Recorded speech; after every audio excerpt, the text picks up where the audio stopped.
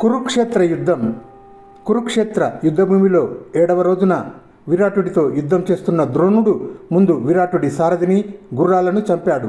తర్వాత విరాటుడు తన కొడుకైన శంకుడి రథం ఎక్కి కొడుకుతో కలిసి యుద్ధం చేసేటప్పుడు ద్రోణుడు ఒక్క బాణంతో శంకుణ్ణి చంపేశాడు. అది చూసి విరాటుడు పారిపోయాడు.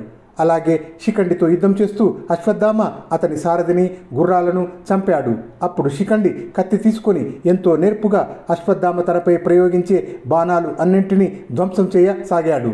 చివరకు శిఖండి చేతిలోని కత్తి విరిగిపోయింది. అతను దాన్ని అశ్వత్థామపైకి విసిరి తప్పించుకుపోయాడు.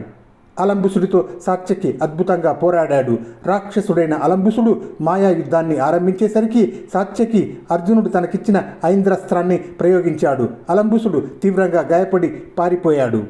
దృష్టదుమ్నుడు దుర్యోధనుడితో యుద్ధం చేస్తూ అతన్ని బాణవర్షంలో ముంచాడు. తర్వాత దుర్యోధనుడిని గాయపరిచి అతని గుర్రాలను చంపాడు.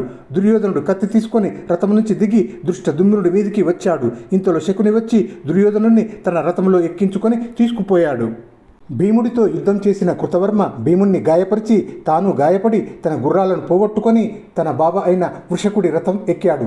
ఇది దుర్యోధనుడి కళ్ళ ఎదుటే జరిగింది.